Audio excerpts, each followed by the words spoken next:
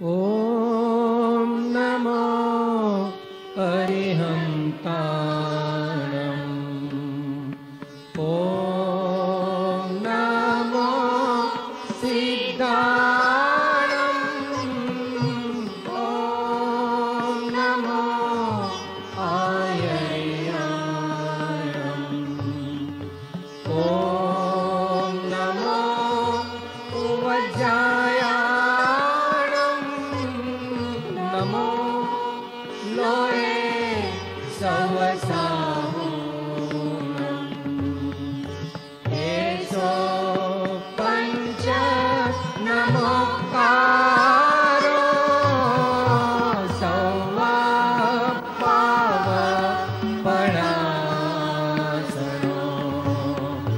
मङ्गलाणं च सौवेसिं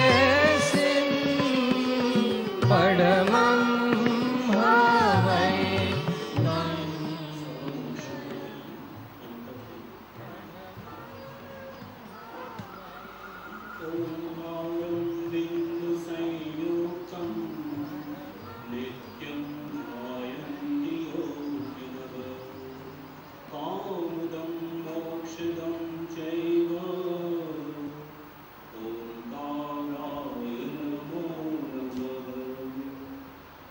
मोक्षमार्गस्य नेतारं प्रेतारं कर्मभोक्तृतां ज्ञातारं विश्वतत्त्वानां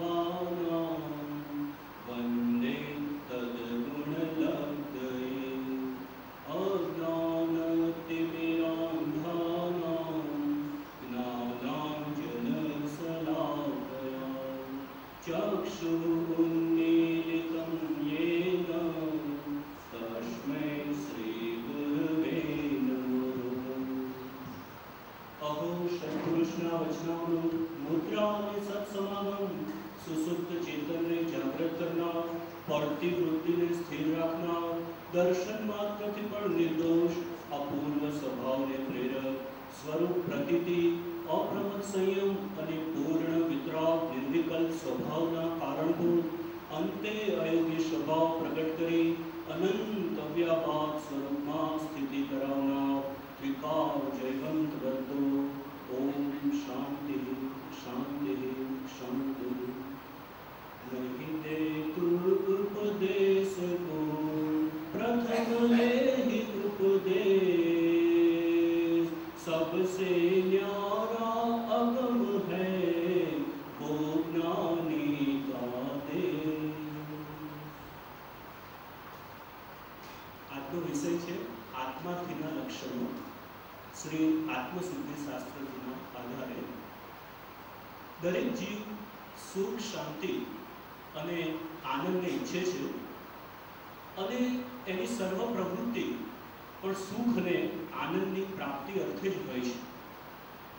જગતના જીવો ધન કમાય છે, સંપત્તિ પ્રાપ્ત કરે છે, અથવા તો એને કીર્તિની લાલસા હોય છે કે સત્તાની પ્રાપ્તિ કરવી છે, અથવા તો નિરોગી આરોગ્ય એને પ્રાપ્ત થાય એ માટે પ્રયત્ન કરતા હોય છે. પરંતુ આ બધું મેળવીને શું કરવું છે? આ બધું શા માટે તે મેળવવા માંગે છે? કારણ કે એ દ્વારા તે માને છે કે મને આના દ્વારા સુખ મળે છે, શાંતિ મળે છે, અથવા તો મને આના દ્વારા આનંદ મળે છે. એવી જીવની એક કલ્પના છે કે જગતના બાહ્ય પદાર્થોમાંથી કે જગતની વ્યક્તિઓ દ્વારા મને સાચા સુખની પ્રાપ્તિ થશે. પરંતુ બાહ્ય પદાર્થોમાં કદી સુખ છે જ નહીં એવો ભગવાને નિર્ણય કર્યો. એ બધા સંતોએ પણ કહ્યું. મીરાબાઈ, ભક્ત પવિત્ર મીરાબાઈએ કહ્યું, સંસારીનું સુખ એવું જાજવાન નિરજેવું, એને તુચ્છ કરી ફરીએ રે મોહન પ્યારા મુખડાની માયા લાગી રે. પરમ કૃપાળુ દેવે પણ આપણને કહ્યું, સુખ પ્રાપ્ત કરતા સુખ ટળે છે, લેસ લક્ષે નહો ક્ષણ ક્ષણ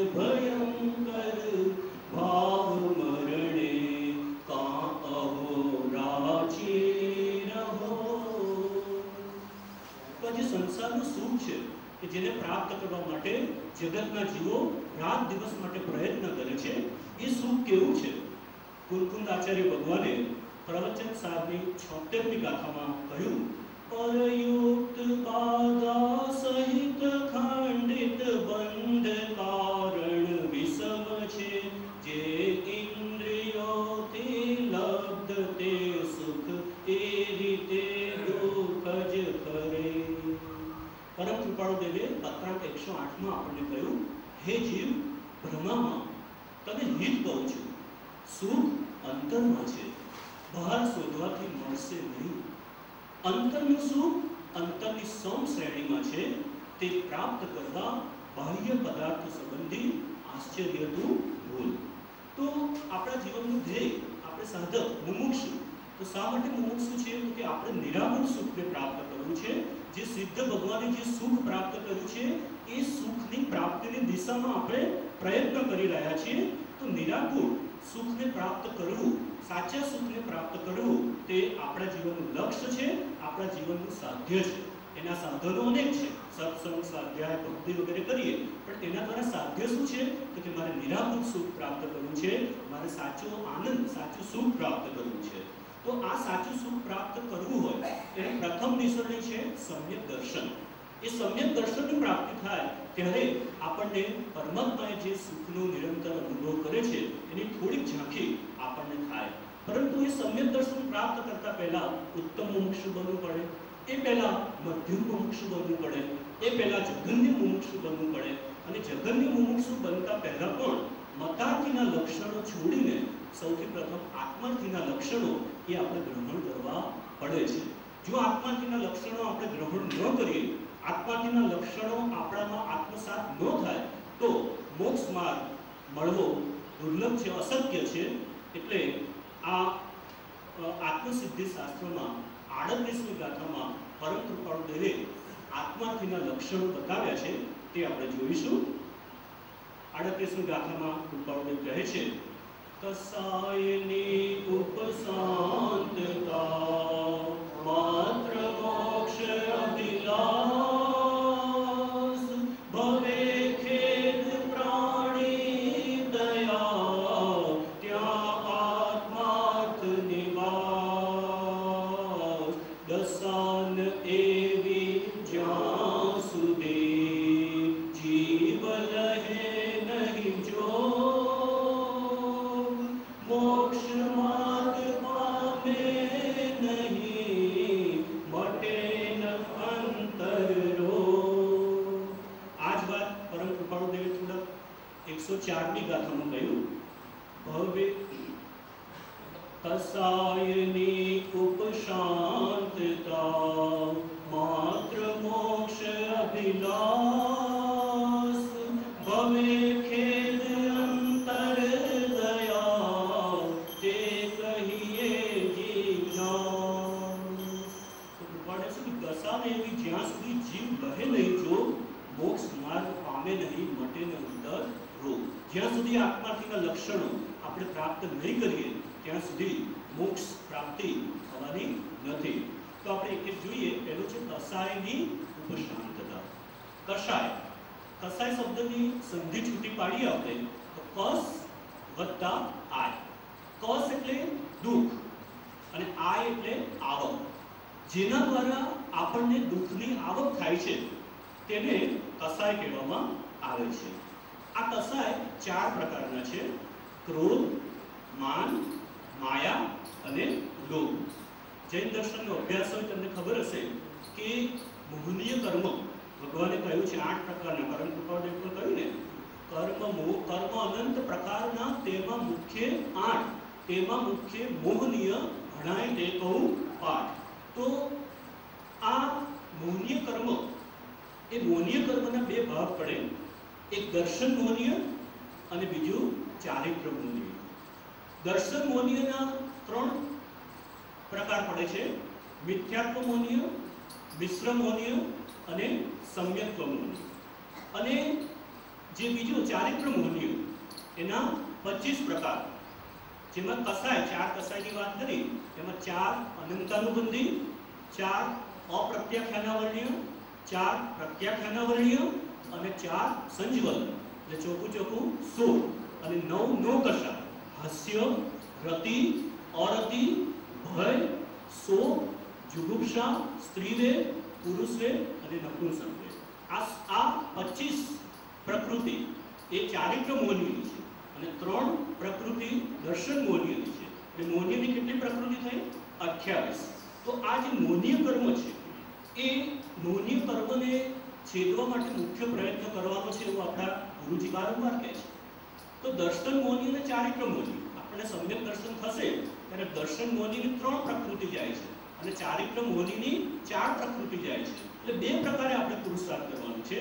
દર્શન મોહનીને મારવા માટે શું કરવું? તો કે જગતના પદાર્થો, જગતની વ્યક્તિઓ એને પોતાના માલિકીના માનવો નહીં. પોતાના છે, જગતના પદાર્થો મારા છે, એ મારાપણાનો જે ભાવ છે એ ભાવને આપણે છોડવાનું છે અને દ્રષ્ટિપણાનો સિદ્ધાંત અપનાવવાનો છે. હું માત્ર દ્રષ્ટિ છું, આનું ધ્યાન રાખવાનું છે, પણ જગતના પદાર્થો પ્રત્યે માલિકીની ભાવના છોડીએ તો દર્શન મોહનીય નાશ પામે છે અને ક્રોધ, માન, માયા અને લોભ એ આપણે નિરંતર ઘટાડવાનો ઉદ્યમ કરીએ તો ચારિત્ર મોહનીય કર્મ નાશ પામે છે. તો આ રીતે બંને રીતે આપણે પ્રયત્ન કરવાનો છે. હવે કર્મબંધની દ્રષ્ટિએ આપણે જોઈએ તો કસાય કરવાથી કર્મોની સ્થિતિ અને અનુભાવ બંધ થાય છે. કસાય જેટલો કરીએ એટલે કર્મોની સ્થિતિ અને અનુભાવ બંધ. અને બીજું છે યોગ. યોગથી પ્રકૃતિ અને પ્રદેશ બંધ થાય છે. બરાબર? તો એ દ્રષ્ટિએ આપણે જોઈએ તો કસાય એ આપણને ઘણા બધા નુકસાન કરનારા છે. આ કસાય વિશે આપણે જોઈએ. પહેલો છે ક્રોધ. તો કામ, ક્રોધ અને લોભ એ ત્રણને નરકના દ્વાર ગણાવ્યા છે. શ્રીમદ ભગવદ્ ગીતા નામનો ગ્રંથ છે, એમાં કામ, ક્રોધ અને લોભ શેના દ્વાર છે? નરકના દ્વાર છે. તો જ્યારે માણસ ઉપર ક્રોધ સવાર થઈ જાય છે ત્યારે એ સાર અસારનો વિવેક ભૂલી જાય છે. સારું શું, નરશું શું એનું એને કંઈ ભાન જ રહેતું નથી. એ અયોગ્ય વર્તન કરવા લાગે છે, ગાંડાની જેમ વર્તન કરવા લાગે છે. જ્યારે આપણો ક્રોધ વધી જાય ત્યારે જોજો તો એની સાથે આપણા હૃદયના ધબકારા છે એ પણ વધી જતા હોય છે. આપણી ભ્રમણો એ પણ ચડી જાય છે. મોઢું લાલચોળ થઈ જાય છે. શરીરમાંથી પરસેવો છૂટવા લાગે છે. ગમે તેમ અપશબ્દો બોલવા લાગે છે. અને જો હાથ પગ પણ ધ્રુજવા લાગે છે અને સાથે કંઈક એવું સાધન હોય તો સામેની વ્યક્તિ ઉપર પ્રહાર પણ કરવા લાગી જાય છે. તો આ બધી ક્રોધની નિશાનીઓ છે. ક્રોધ આવતા પહેલા આપણી નિશાનીઓ દ્વારા આપણને ખબર પડી જાય કે હવે મારામાં ક્રોધ રૂપી કસાય આવી રહ્યો છે.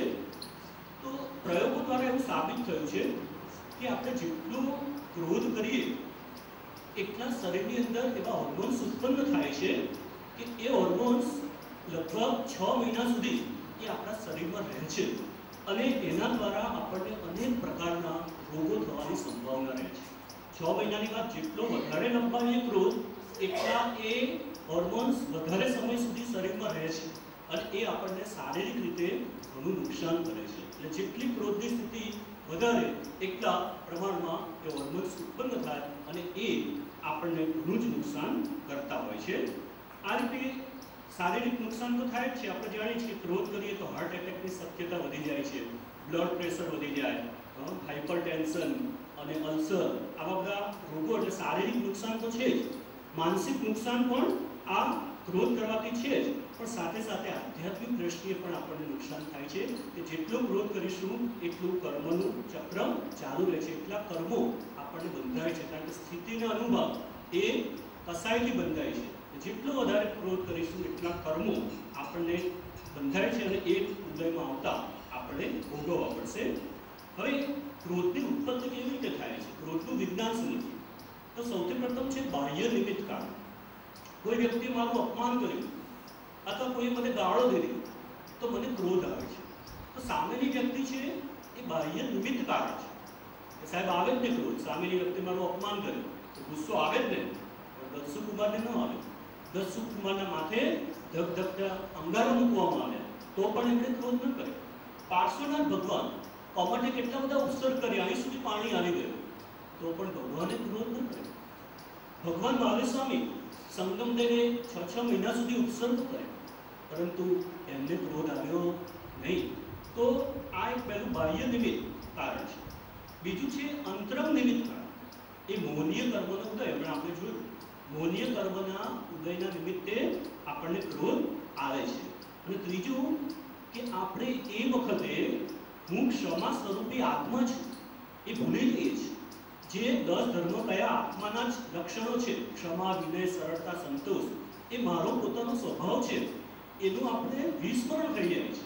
અને એનું વિસ્મરણ થઈ જતા ક્રોધ એ આપણા ઉપર સવાર થઈ જાય છે. એ વખતે આપણને યાદ નથી રહેતું કે હું ક્ષમા સ્વરૂપી આત્મા છું. આ ક્રોધ એ વિભાવ છે, એ ચોર છે. મારા ઘરમાં આવીને મારું આત્મરૂપી ધન છે એ લૂંટી જાય છે. એનો ખ્યાલ નહીં રહેવાથી આપણે આ ક્રોધ કરીએ છીએ. તો ક્રોધથી બચવા માટે શું કરવું? તો સૌથી પહેલા તો એવા નિમિત્તોથી દૂર રહેવું કે જે વ્યક્તિને જોઈને કે જે જગ્યાએ જવાથી આપણને ક્રોધની ઉત્પત્તિ થતી હોય એવી જગ્યાએ જવું જ નહીં. એવા નિમિત્તોથી પહેલા તો આપણે બચવું જોઈએ. છતાં આપણને એમ લાગે કે મને ગુસ્સો હવે આવવાની તૈયારી છે, એ વખતે ભગવાનની પ્રતિમાજી અથવા ફોટા આગળ ઉભા રહી જવું અને પરમાત્માનું નામ લેવા માંડવું. અથવા તો ગુસ્સો આવવાની તૈયારી હોય એટલે ઠંડા ગ્લાસનું પાણી, એક ગ્લાસ ઠંડા ગ્લાસ પી લેવું, પાણી પી લેવું. અને નહીતર કશું ન હોય તો મનમાં ગણતરી કરી 1 2 3 4 5 6 7 8 9 10 1 થી 100 ગણી લેવું. એટલે પેલી જે ક્રોધની તીવ્રતા છે, ક્રોધની જે માત્રા છે એ ઘટતી જશે. કારણ કે એનો પણ અમુક સમય ઉદય આવે છે, પછી પાછો ઉપસમ થઈ જાય છે. કાયમ 24 કલાક આપણે ક્રોધ કરી શકતા નથી. એનો સમય હોય આપણે એની તીવ્રતા ઘટી જાય. આપણે બોલવા માંડીએ 1 2 3 4 એની તીવ્રતા ઘટી જાય. તો આ રીતે આપણે પરમ કૃપાળુ દેવે પણ કહ્યું કે ક્ષમા એ મોક્ષનો ભવ્ય દરવાજો છે. અને મુમુક્ષુતાના લક્ષણ 138મી ગાથામાં કયા? દયા, શાંતિ, સમતા, ક્ષમા, સત્ય, ત્યાગ, વૈરાગ્ય, હોય મોક્ષો ઘટ વિશે એન સદાય સુજાવ્ય. અને આચાર્ય શ્રી શું કહે છે? સૌ ભૂતમાં સમતા મને કો સાત વેર મને નહીં આશા ખરેખર છોડીને પ્રાપ્તિ કરું છું સમાધિની.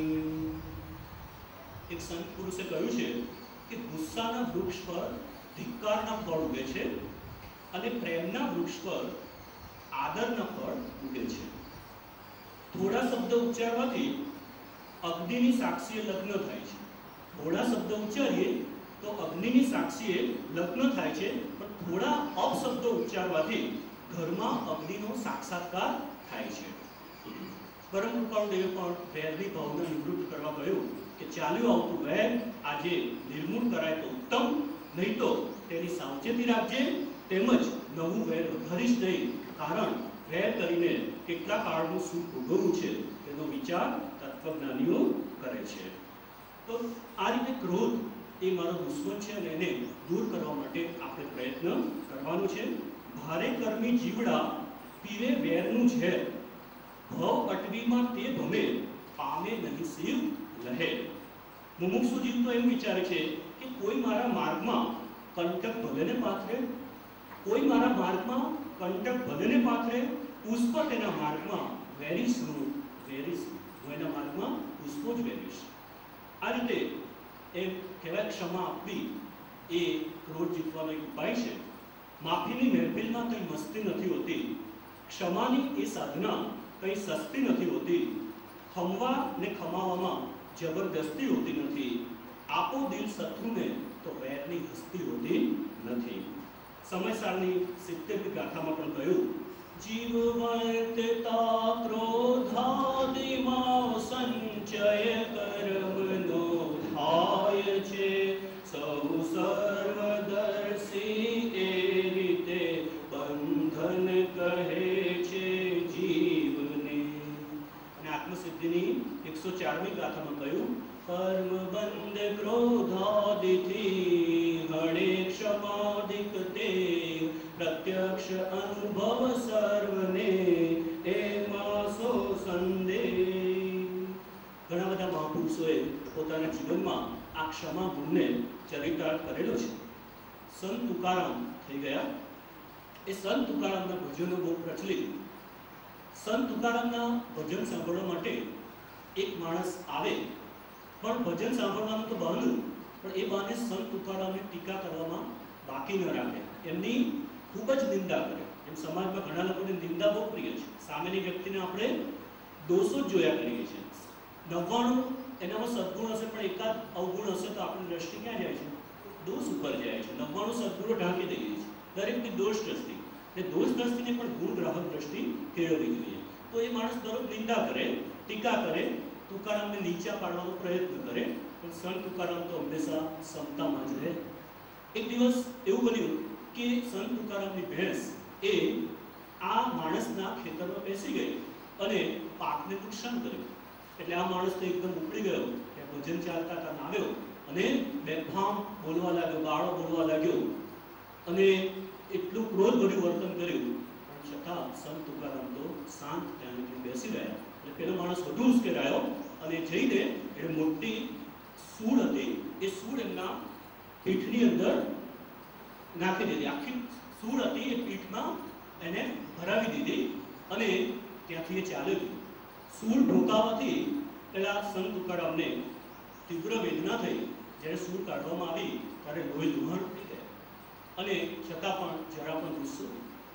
બીજો દિવસ થયો અને ભજન શરૂ કરવાની તૈયારી હતી, ત્યાં પેલો માણસ હાજર ન હતો. સંત તુકારામ એના ઘરે જાતે ગયા. અરે ભાઈ, કે શું તું હજુ પણ નારાજ છે મારાથી?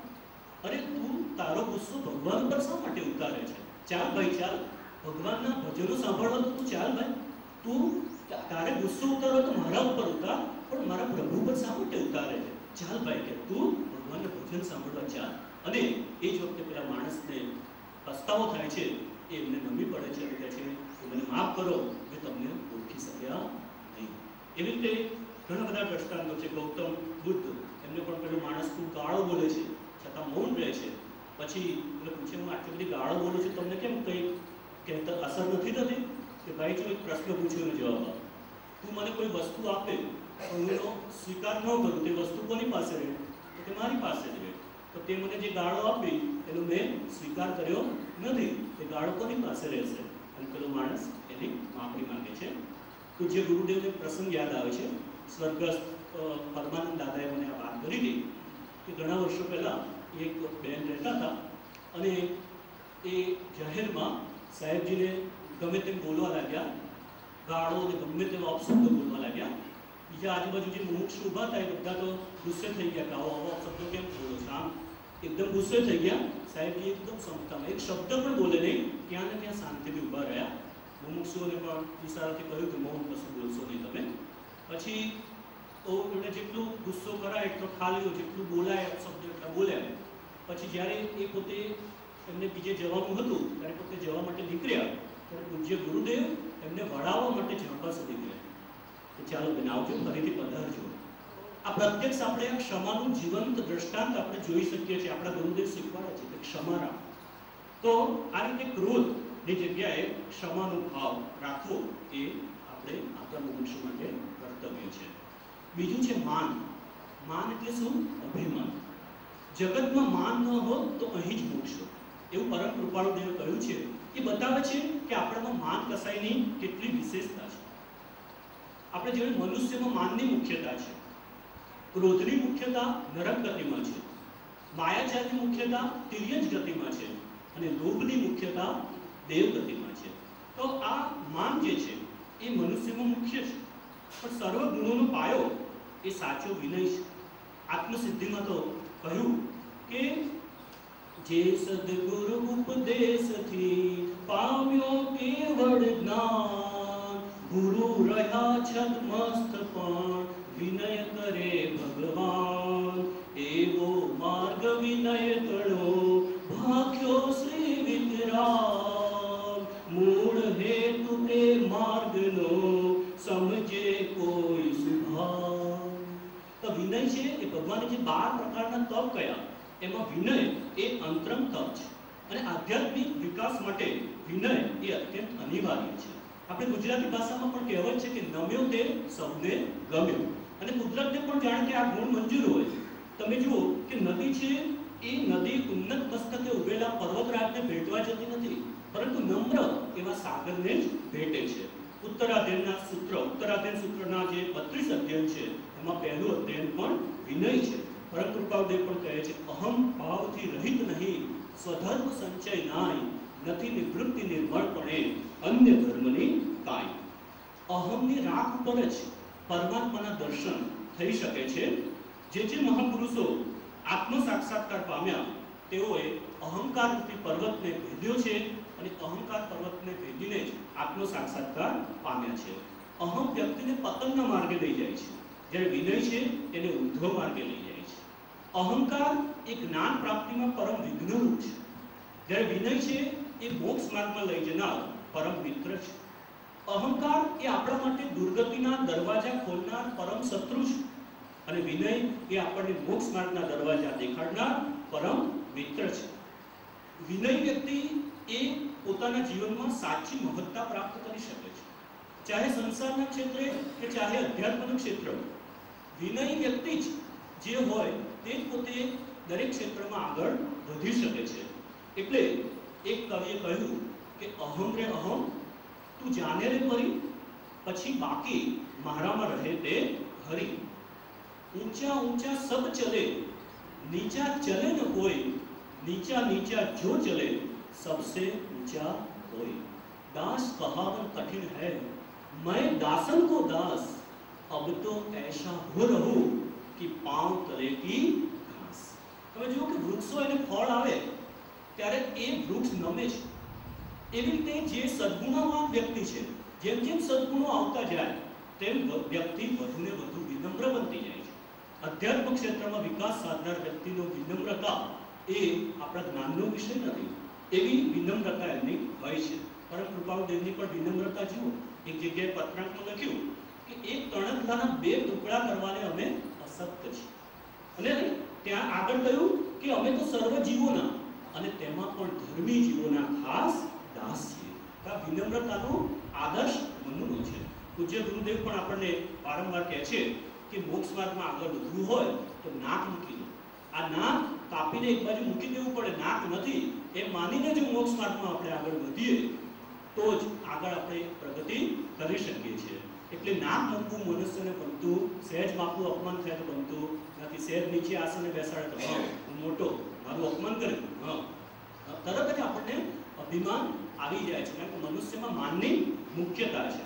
પત્રાંક 254માં પરમ કૃપાળુદેવે માર્ગ પ્રાપ્તિને રોકનારા 3 કારણ, એમાં એક બીજું કારણ કયું મૂક્યું? પરમ વિનયની ઓછાઈ.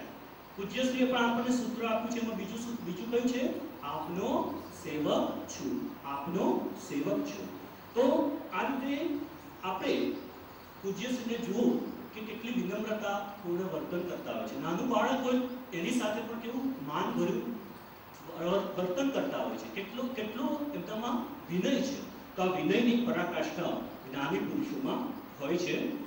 શિક્ષા પાઠ 32 વિનય વડે તત્વની સિદ્ધિ છે. એમાં પણ વિનય વિશે ઘણું બધું બતાવ્યું છે. સંસ્કૃતમાં કહેવાય છે કે સુખસ્ય દુઃખસ્ય ન કોપી દાતા પરમ દદાતી તુ બુદ્ધિ એસા અહમ કરોમી એસા વૃથાભિમાન સ્વકર્મ સૂત્ર ગ્રથિતો હિ લોક. તો આપણને અનેક પ્રકારના અભિમાન છે. એમાં રત્નકરણ શ્રાવકાચારમાં મુખ્ય 8 પ્રકારના અભિમાન બતાવ્યા. જ્ઞાન પૂજા કુલમ જાતિ બલમ વૃદ્ધિ તપો વપુ અષ્ટાવાશ્રિત્ય માનિત્વમ સ્મય માહુર્ગતસ્મયઃ. તો અભિમાનનો ત્યાગ કર્યા વિના સમ્યક દર્શનની પ્રાપ્તિ થતી નથી. સમ્યક દર્શન પ્રાપ્ત કરવું હોય તો શું એમાં 8 પ્રકારના અભિમાનનો ત્યાગ કરવો એ આવશ્યક છે. જ્યાં સુધી અભિમાનનો ત્યાગ નહીં થાય ત્યાં સુધી સાચી ચિત્ત શુદ્ધિ અને ચિત્તની એકાગ્રતા થતા નથી. ચિત્તની એકાગ્રતા વિના ધ્યાન દશા આવતી નથી અને સાચી ધ્યાન દશા વિના કેવળ જ્ઞાનની પ્રાપ્તિ થતી નથી. એટલે મુમુક્ષુએ અહંકારનો ત્યાગ કરવો એ અત્યંત આવશ્યક છે. ગંગા સતીએ પણ કહ્યું, ભક્તિ કરવી હોય તેને રાંક થઈને રહે ગુને મેલવું અંતર કેરું માન રે. તે અંતરનું જે માન છે, અંતરનું જે અભિમાન છે એ મૂકવા માટે આપણે પ્રયત્ન કરવો જોઈએ. રાવણ દુર્યોધન જેવા આપ જુઓ છો કેટલું બધું એમની પાસે સત્તા હતી, કેટલો વૈભવ હતો, પણ રાવણ અને દુર્યોધન જેવા પણ એક અભિમાનને કારણે તેમનો સર્વનાશ થયો. તો આપણે અભિમાન કરીએ તો આપણી સી દશા થાય. એટલે નદી અને નેતરની સોટીનું ઉદાહરણ આવે છે. તો નદી અભિમાન કરતી હતી કે મારા માર્ગમાં જે કોઈ આવે એને હું ઉખેડીને ફેંકી દઉં છું. ત્યારે બાજુમાં એક વૃક્ષ હતું, એણે કહ્યું કે બેન, આ નેતરની સોટી છે એને તું ઉખાડી દેતો. ઓહો, કે શું, એ તો મારા ડાબા હાથમાં ઉકેલી છે. તો એ નદી પૂરા વેગથી પેલી નેતરની સોટીને ઉખાડવા જાય છે. જેવી નદીનો પ્રવાહ આવે છે ધસમસતો, પેલી સોટી, નેતરની સોટી નમી જાય છે. વારંવાર પ્રયત્ન કરવા છતાં એ નેતરની સોટીને ઉખાડી શકતી નથી. તો જે માણસ નમે છે એ પ્રભુતા પામે છે.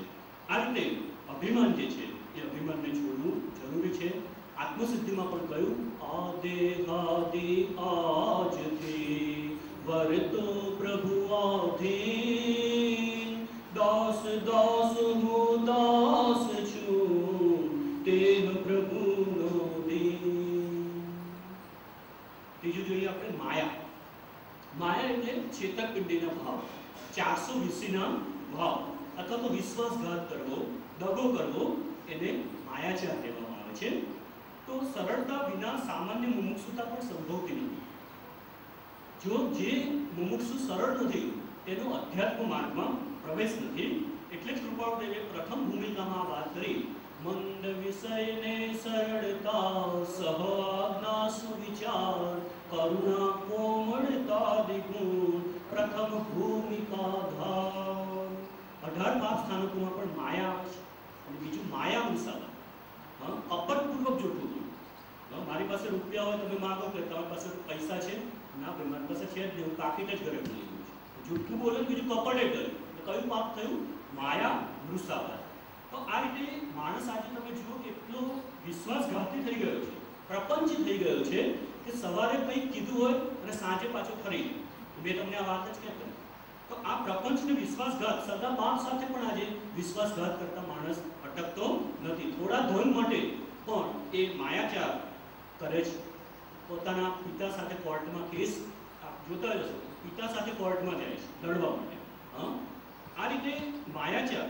વેપારીઓ પણ જુઓ માયાચાર કરે કે સાહેબ કે આવ્યો ને તો શુદ્ધ ડાલડા ઘી એને પધરાવી દે, 200 રૂપિયા કિલો. ઉપર થોડુંક સારું રાખ્યું હતું, બાકી બધું ડાલડા. બોલો સાહેબ કે એને બાટલામાં ઉતારી દીધો ને. ભગવાન કહે છે તે એને બાટલામાં ઉતાર્યો નથી, પરંતુ તું બાટલામાં ઉતર્યું. દુર્જનતા કરીને ભાવવું એ જ હારવું એમ માનવું. દુર્જનતા કરી ભાવવું એ જ હારવું એમ માનવું. આડા ભાવ કરીશ તો આડું શરીર પડશે. આડા ભાવ, ખોટા ભાવ કરીશ તો તિર્યંચ. તિર્યંચ ગતિમાં કેવું શરીર હોય છે? આડું શરીર હોય છે. કેમ? માયાચાર. પૂર્વે લોકોએ માયાચાર કર્યો છે. તત્વસૂત્રમાં અધ્યાય 6ના 16મા સૂત્રમાં ભગવાને કહ્યું કે માયા તૈયબ યોનસ્ય. માયાચારથી તિર્યંચ ગતિની પ્રાપ્તિ થાય છે. એટલે બીજાને છેતરવા જતાં આપણે પોતે જ છેતરાઈ જતા હોઈએ છીએ. કૃપાળુદેવે કહ્યું કે સરળતા એ ધર્મના બીજ સ્વરૂપ છે. પ્રજ્ઞાએ કરી જો સરળતા સેવાઈ હોય તો તે શ્રેષ્ઠ છે. ભગવાને બીજું સૂત્ર આપ્યું, નિસલ્ય વ્રતિ. નિસલ્ય વ્રતિ. વ્રતિ કોણ છે? જે નિસલ્ય છે. તો સલ્ય એટલે કાંટો. કયા 3 સલ્ય છે? માયા, મિથ્યાત્વ અને નિદાન. તો મિથ્યાત્વ, માયા અને નિદાન, એમાં માયાચાર એ પણ એક સલ્ય છે. એટલે એ માયાચાર આપણે કાઢવો એ જરૂરી છે. બીજું કે જે માયાચારી માણસ હોય એ એનો કોઈ વિશ્વાસ કરતું નથી. એમ કહેવાય કે રુજુ ભાવ આર્જવ. સરળતાનો ભાવ, રુજુ ભાવ અંતરના. જેવું હૈયે તેવું હોઠે, અને જેવું હોઠે તેવું હાથે. એનું નામ સરળ.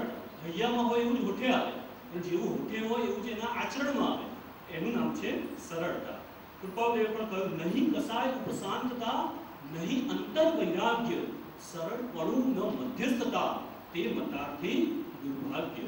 અને એક પત્રાંકમાં કહ્યું 40માં બંધારણી, પત્રાંક 40, વિશાળ બુદ્ધિ, મધ્યસ્થતા, સરળતા અને જીતેન્દ્રિયપણું, આટલા ગુણો જે આત્મામાં હોય તે તત્વ પામવાનું ઉત્તમ પાત્ર છે. તો બાળકોનો કેવો સ્વભાવ નિર્દોષ હોય છે, એવો સ્વભાવ આપણે પણ આત્મસાત કરવો જોઈએ. એક તૈલમ સ્વામી થઈ ગયા. એ તૈલમ સ્વામી એ પોતે નાની ગાડીમાં બાળકોને બેસાડતા અને પોતે ગાડી ખેંચતા.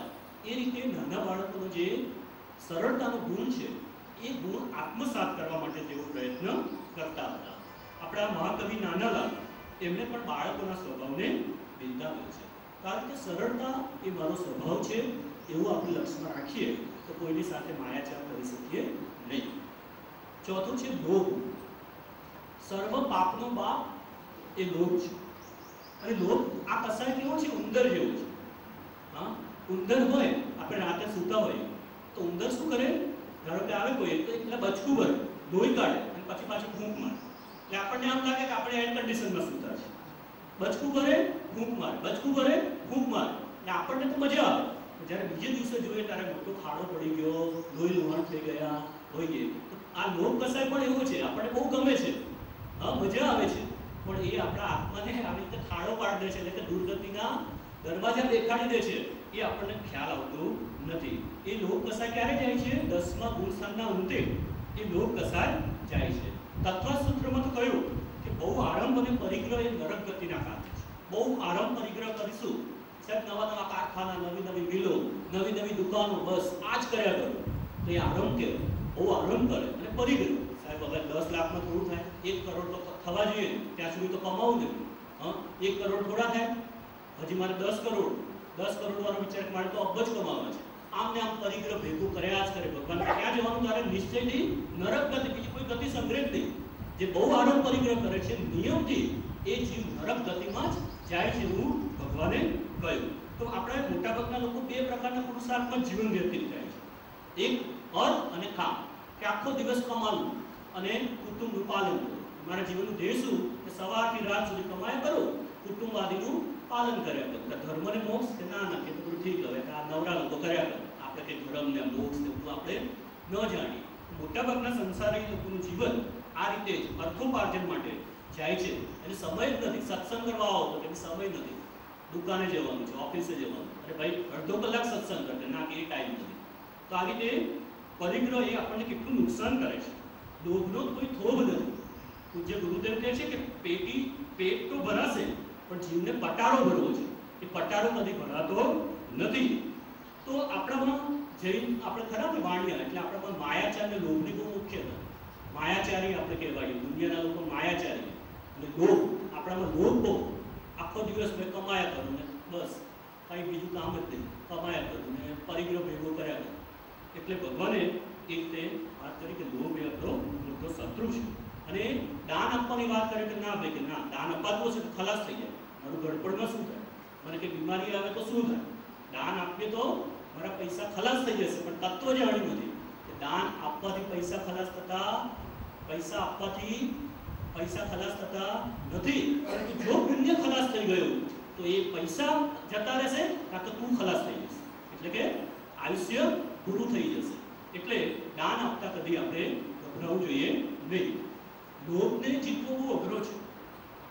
ક્રોધ છે ને બહોળો છે સ્વભાવ, એના લક્ષણોથી જણાઈ આવે છે. પણ લોભ છે એ જલ્દી દેખાતો નથી.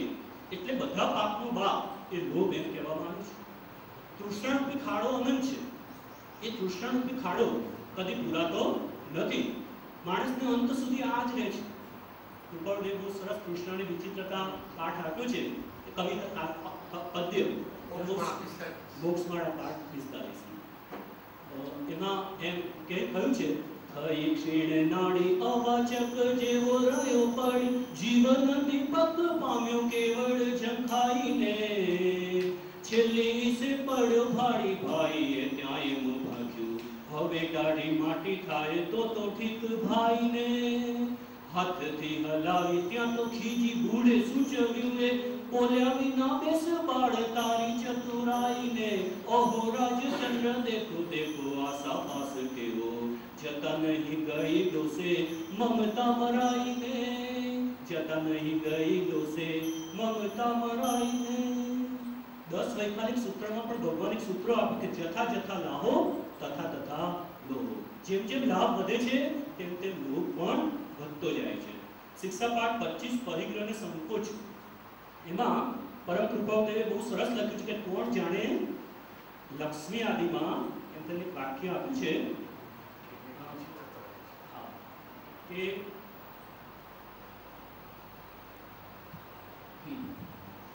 પરિગ્રહના પાસમાં પડેલો પુરુષ કોઈક જ છૂટી શકે છે. હા, એની પહેલા આપી છે, કોણ જાણે લક્ષ્મી આદિકમાં કેવી વિચિત્રતા રહી છે કે જેમ જેમ લાભ થતો જાય છે તેમ તેમ લોભની વૃદ્ધિ થતી જાય છે. ધર્મ સંબંધી કેટલું જ્ઞાન છતાં, ધર્મની દ્રઢતા છતાં પણ પરિગ્રહના પાસમાં પડેલો પુરુષ કોઈક જ છૂટી શકે છે. આ રીતે લોભ કસાય એ ઘણો મોટો છે. એમ સંસ્કૃતમાં એ સુભાષિત છે કે અન્યાયો પાર્જિતમ વિત્તમ 10 વર્ષાણી તિષ્ઠતે પ્રાપ્તે ત્વ એકાદશે વર્ષે સમૂલમ ચ વિનશ્યતિ. અનીતિનું ધન હશે 10 વર્ષ ટકશે, પણ 11મા વર્ષે જે હશે બધું લઈને એનો વિનાશ કરશે. સંસારી જાને નહીં સત્યારથ કે બાદ પરિગ્રહસો માને વિભવ પરિગ્રહ બિન ઉત્પાદ. કૃપા તો દુનિયા એક પત્રકમાં એમ કહ્યું છે કે દુનિયાના લોકો કંઈને કંઈ પ્રાપ્ત કરીને સુખ માને છે, પણ જ્ઞાનીએ તો એથી વિપરીત જ અભિગમ ધારણ કર્યો, વિપરીત માર્ગ ગ્રહણ કર્યો કે કિંચિત માત્ર પણ ગ્રહવું તે સુખનો નાશ છે. કિંચિત માત્ર પણ ગ્રહવું તે સુખનો નાશ છે. તો સંતોષ એ મોટું ધન છે. એમ કહેવાય ગોધન ગજધન બાજી ધન ઓર રતન ધન ખાત જબ આવે સંતોષ ધન સબ ધન દૂરી સમાન.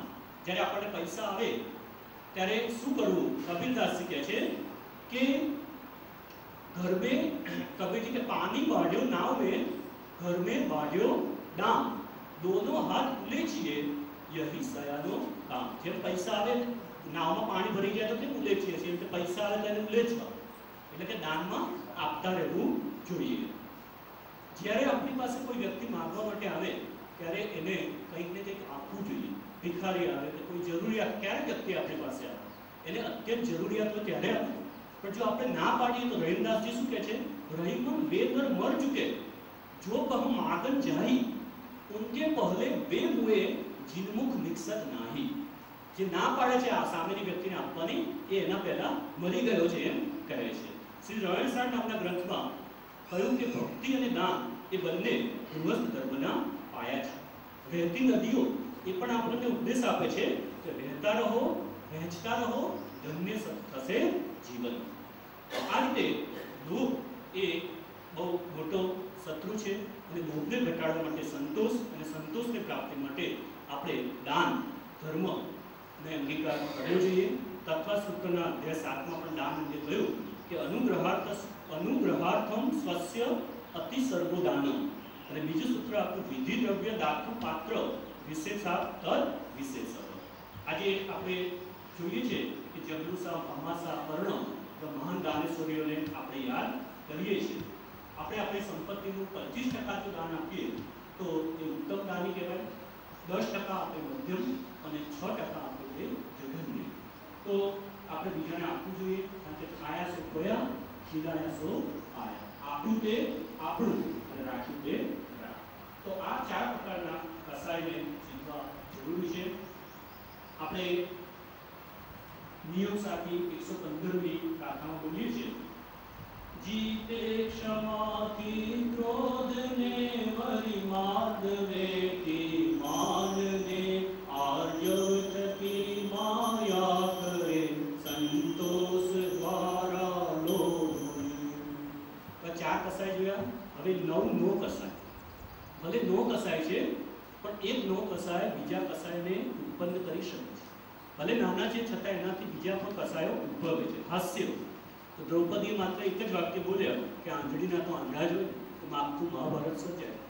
બીજું છે રતિ અને અરતિ, ગમો અને અણગમો. કોઈ વસ્તુ મને બહુ ગમે, કોઈ ન ગમે. શોક તો દુઃખ, કોઈ મરી જાય અથવા તો કંઈક એવું દુઃખ આવી પડે ત્યારે આપણે શોક કરીએ છીએ, પણ એ વખતે ખબર નથી કે શોક કરવાથી બીજું અસાતા વૈદ્ય કર્મ બંધાય છે, તો શોક કરવો નહીં. ભય, ભગવાને 7 પ્રકારના ભય કયા: આલોક ભય, પરલોક ભય, અભુક્તિ, અરક્ષા, અકસ્માત, વેદના અને મૃત્યુ. સમય ઓછો છે એટલે જરા એનું જણાવટ આપણે નથી કરતા. જુગુપ્સા એટલે કોઈ વસ્તુને જોઈને ચિતરી છે, પણ બધા પૂતગલ એ પણ પૂતગલ છે એમ જ્ઞાનીઓ વિચારે છે. અને 3 વેદ, સ્ત્રી વેદ, પુરુષ વેદ અને નપુંસક વેદ એ બધા કામ ભાવ છે.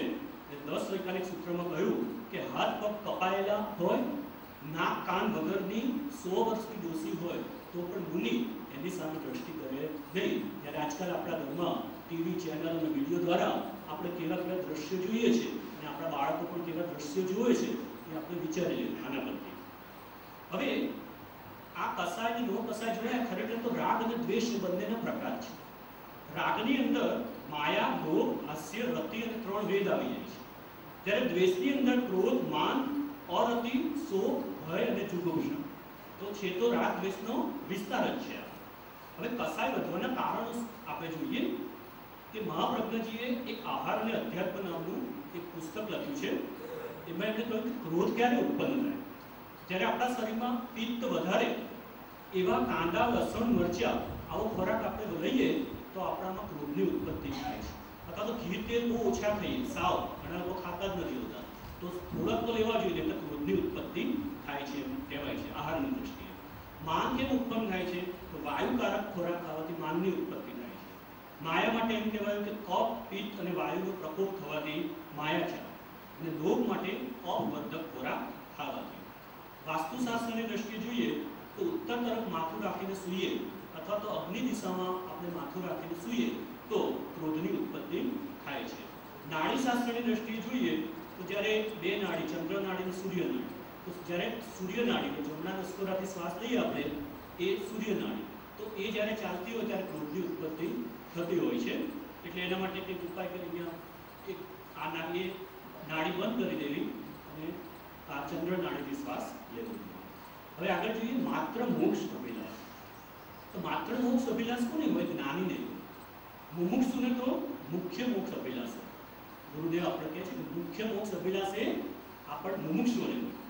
તો આપણે 5 ઇન્દ્રિયોના વિષયો અને દુનિયાના પદાર્થોમાં સુખ માનીએ છીએ અને એ જ પ્રાપ્ત કરવા માટે પ્રયત્ન કરીએ છીએ. પણ એકવાર પણ જો અતિન્દ્રિય સાચા સુખનો સ્વાદ ચાખીએ તો બધા જે સ્વાદ છે દુનિયાના એ બધા જ આપણને ફીકા લાગે.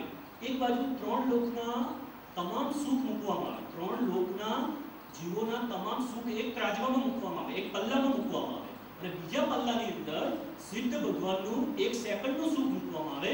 તો સિદ્ધ ભગવાનનું 1 સેકન્ડનું સુખ દુનિયાના તમામ સુખ, સંપત્તિ અથવા તો જે આનંદ છે એ કહેવાતો આનંદ, એના કરતાં ભગવાનનું જે સુખ છે એ વધી જાય છે. તો કૃપાળુદેવ પણ પત્રાણ 254માં કહ્યું કે આ લોકની અલ્પ પણ સુખેચ્છા એ પણ રાખવા જેવી નથી. અને મુમુક્ષુતા કોને કહી? સર્વ પ્રકારની મોહાશક્તિથી મૂંઝાઈને એક મોક્ષને વિશે જો પ્રશ્ન પૂછ્યો તો ને, જો મોક્ષને વિશે જો પ્રયત્ન કરવો. તો આ રીતે સિદ્ધ ભગવાન તમે જુઓ કે એક પરમાણુની પણ સ્પર્શ નથી હોતી તો પણ કેટલા સુખી છે, કેટલા આનંદથી ભરપૂર છે. આ રીતે આપણે દુનિયા પાસે, આપણે ભગવાન પાસે દુનિયાના પદાર્થો માંગીએ છીએ. એટલે કવિએ કહ્યું કે ઈશ્વરને પણ હવે તથાસ્તુ કહેતા ડર લાગે છે, કારણ કે આપણે એક ફૂલ ચડાવીને ભગવાન પાસે આખો બગીચો માંગી લઈએ છીએ. તો ભગવાન પાસે એવી સંસારના પદાર્થો માંગવાની કોઈ જરૂર નથી. માગવું તો બુદ્ધિ, સમાધિ, પરિણામ શુદ્ધિ, સ્વાત્મોપલબ્ધિ, શિવ સૌખ્ય, સિદ્ધિ, આવી જ વસ્તુ માંગવા જેવી છે. બીજું જોયું માત્ર મોક્ષ અભિલાષ.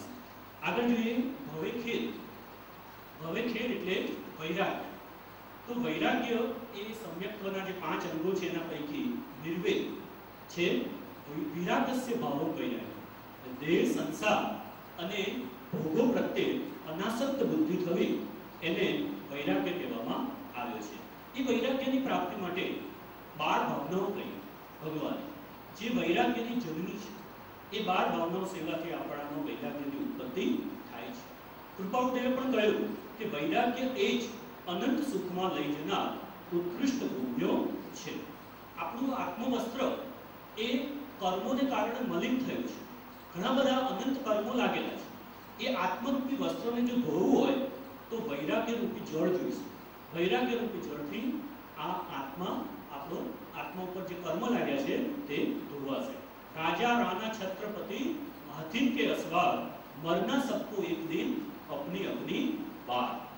એ કહેવાય કે આશા છતાં પણ માણસની કેવી દશા છે? આશા પલ પલ बढ़ती જાય, આયુ ઘટતી જાય, કાયા નિસ્દિન જર્જર હોવે, માયા बढ़ती जावे, आज सरीखा मंगल अवसर कल आवे न आवे, किधर जिंदगी के किस दर पर क्या घटना घट जावे. ભગવાને 3 પ્રકારના વૈરાગ્ય આપ્યા. પહેલો છે દુઃખ કરવી. કે સંસારના દુઃખથી ડરીને વૈરાગ્ય લે અને દુઃખ ગર્ભિત કહેવાય. મોહ ગર્ભિત. મોહ કે ચલો દીક્ષા લઈશું તો સારું સારું ખાવા મળશે, ફરવા મળશે, કમાવાની કોઈ ઝંઝટ નહીં, આવી બધી વિચારથી લે તે મોહ ગર્ભિત. અને જ્ઞાન ગર્ભિત વૈરાગ્ય કોઈ જ્ઞાની પુરુષને જ હોય છે. નાની ઉંમરથી તે જાગી જાય, નાની ઉંમરમાં જેનામાં વૈરાગ્ય હોય એવા સંત પુરુષોને મળી જાય તો એને એ જ્ઞાન ગર્ભિત વૈરાગ્ય હોય છે. કૃપાળુદેવ એક જગ્યાએ કહ્યું કે આ સંસારને શું કરવો, અનંતવાર થયેલી માને આજે જ સ્થિર રૂપે ભોગવીએ છીએ. ત્યાગ વિરાગ અને ચિત્તમાં થાય ન તેને જ્ઞાન, અટકે ત્યાગ વિરાગમાં તો ભૂલે નિષ્ઠાન. જહાં રામ તહાં કામ નહીં, કામ તહાં નહીં રામ, દોહુ સાથ મિલત નહીં, દિન રજની એક સાથ. આપણે અનેક લોકોને સ્મશાનમાં મૂકી આવ્યા, પણ આપણને એવું વૈરાગ્ય આવે છે કે મારે પણ એક દિવસ ત્યાં જવું પડશે. દુનિયાનું જે છેલ્લું સ્ટેશન એ સ્મશાન, ત્યાં આપણે પણ જવાનું છે એવો આપણને ડર અથવા તો એવી આપણને ફિલિંગ થાય છે. અને ક્યારે મૃત્યુ આવશે એ પણ આપણને એ નક્કી નથી. જન્મ તારીખ તો બધાને ખબર છે, પણ મૃત્યુની તારીખ આપણને કોઈને ખબર નથી. તો આ રીતે આપણે કૃપાળુદેવે તો કહ્યું ને, વૈરાગ દેખી આંગળી એક અડવી વૈરાગ્ય વેરી, એક આંગળી ભરત મહારાજા એક આંગળીમાંથી વીંટી સરકી અને એમને વૈરાગ્યની ભાવના જાગી. આપણે તો વાળ ધોળા આવી ગયા, દાંત પડી ગયા, કેટલી બધી નોટિસો આવી, છતાં પણ વૈરાગ્ય ભાવના જાગે છે કે કેમ, એ આપણે જાતને પ્રશ્ન પૂછવો જોઈએ. ઘણા બધા પત્રાંકોમાં કૃપાળુદેવે વૈરાગ્ય વિશે વાત કરી છે અને વધારે પત્રાંક નહીં લઈએ. એકમાં કહ્યું છે ચિત્તનું સરળપણું, વૈરાગ્ય અને સદ પ્રાપ્ત હોવાની જિજ્ઞાસા એ પ્રાપ્ત થવા પરમ દુર્લભ છે. પત્રાંક 664માં કહ્યું કે સર્વ પ્રકારના ભયને રહેવાના સ્થાનકરૂપ આ સંસારને વિશે માત્ર એક વૈરાગ્ય જ અભય છે. છેલ્લું જોઈએ આપણે પ્રાણી દયા. તો સર્વ જીવોમાં આત્મતુલ્ય બુદ્ધિ રાખવી અને તેમને જે દુઃખ પડે છે એ દુઃખ દૂર કરવા માટે આપણે પ્રયત્ન કરવો, તેને પ્રાણી દયા કહેવામાં આવે છે. ધર્મનું મૂળ એ દયા છે. એટલે કૃપાળુદેવ કહ્યું, ભાગ્યું ભાષણમાં ભગવાન, ધર્મન બીજો દયા સમાન, અભયદાન સાથે સંતોષ, લ્યો પ્રાણીને દળવા દોષ, પુષ્પ પાંખડી જ્યાં દુભાય, જીનવરની ત્યાં નહીં આજ્ઞાય, સર્વ જીવનું ઈચ્છો સુખ, महावीर शिक्षा मुख्य. तो दया धर्म का मूल है, पाप मूल अभिमान, तुलसी दया न छाड़िए, जबलक घट में प्राण. तो જેવી રીતે આત્મનો પ્રતિકૂળાની પરેશાન ન સમાજે, જેમ મને પ્રતિકૂળ હોય તેવો વ્યવહાર મને ગમતો નથી, તો આપણે પણ બીજાને એવો વ્યવહાર ન કરવો કે જે બીજાને પ્રતિકૂળ હોય. તો આ રીતે મહાભારતમાં એમ કહેવાયું છે કે અનુક્રોશો હિ સાધુનામ મહદ ધર્મસ્ય લક્ષણ. સજ્જનો માટે દયા કરવી એ મહાન ધર્મનું લક્ષણ છે. મક્કા, મદીના, દ્વારિકા, બદ્રી और केदार, बिन दया सब झूठ है, કહે મલુ વિચાર. તો આપણે પ્રાણી દયા, દરેક જીવો પ્રત્યે દયાનો ભાવ એ આપણે રાખવો જોઈએ.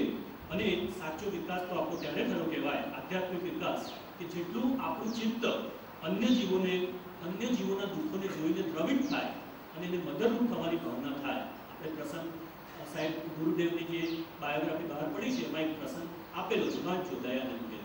તો એ રીતે આપણે ભૂખ્યા, તરસ્યા, અપંગ, જરૂરિયાતવાળા લોકો ઉપર આપણે દયા કરવી જોઈએ.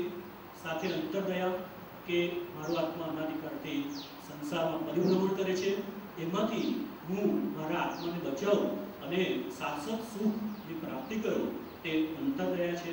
આ રીતે આપણે આત્માર્થીના લક્ષણો વિચાર્યા. એ આત્માર્થીના લક્ષણો આપણે માત્ર બોલવાના નથી, પણ જીવનમાં એને ઉતારવાના છે. એક એક લક્ષણો આપણા જીવનમાં ચરિતાર્થ થાય એવો યથાર્થ પ્રયત્ન કરીશું તો આત્માર્થીમાંથી આપણે મુમુક્ષુ, અને મુમુક્ષુમાંથી ઉત્તમ મુમુક્ષુ, અને ઉત્તમ મુમુક્ષુમાંથી જ્ઞાની, અને ક્રમે કરીને મોક્ષ માર્ગને આપણે પ્રાપ્ત કરી શકીશું.